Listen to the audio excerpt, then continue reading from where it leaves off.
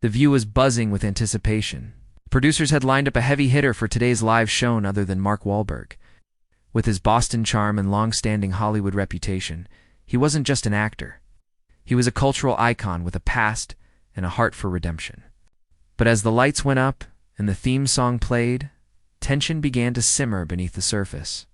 Something was different today, and what unfolded would be remembered by everyone who watched not for controversy, but for the raw humanity that bled through the screen. It started off light. Mark entered to thunderous applause. He was promoting a new film about second chances and faith, two themes close to his heart. Dressed in a simple dark button-down and jeans, Mark waved to the audience, shook hands with Whoopi, Sunny, Sarah, and then reluctantly Joy Behar. The audience felt it immediately, a subtle coldness. Joy offered a smile that didn't reach her eyes, and Mark's handshake was quick and measured. "So Mark," Joy said, her tone already laced with sarcasm, "another faith-based redemption movie? Haven't you done that before?" There was an awkward pause. Mark, who had matured from street-hardened teenager to a devoted family man and philanthropist, smiled calmly. "Well, Joy, I think we all need reminders of hope now and then." The crowd clapped gently, but Joy wasn't done. She leaned forward, raising her eyebrows. "You talk a lot about faith now, but weren't you in prison once? What makes you think people should take moral lessons from someone with that past?" The studio went quiet. Whoopi shot Joy a glance. Sunny blinked. Even the producers backstage exchanged worried looks. Mark sat back slowly, exhaled through his nose, and looked at Joy. "Yeah, I was in prison. I did things I regret, but I paid for them, and I worked hard to change. I'm not trying to preach, I'm just sharing what helped me grow."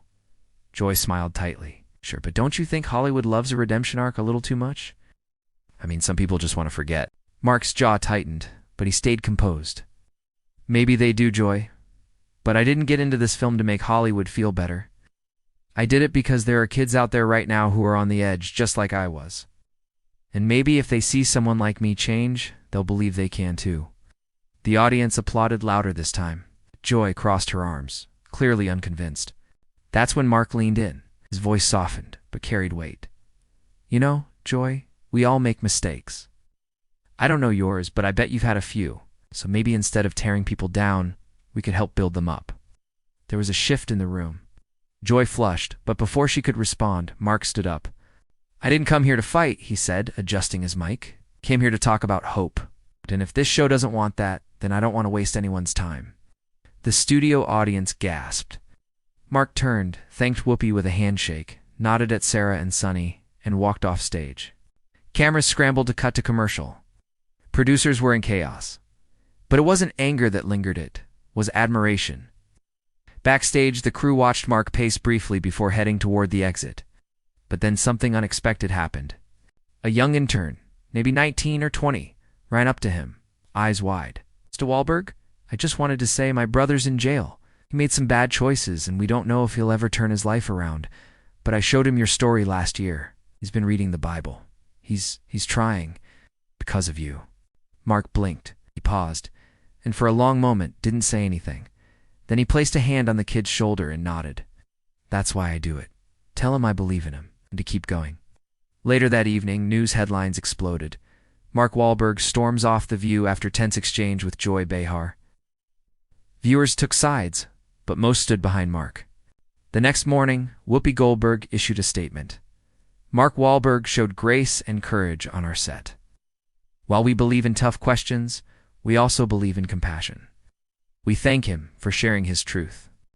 Joy, perhaps feeling the heat of public response, followed up days later with a rare moment of humility. On air, she said, "Maybe I was too harsh. Maybe I judged too quickly."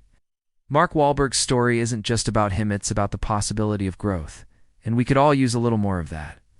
But Mark had already moved on, not with resentment, but with renewed purpose.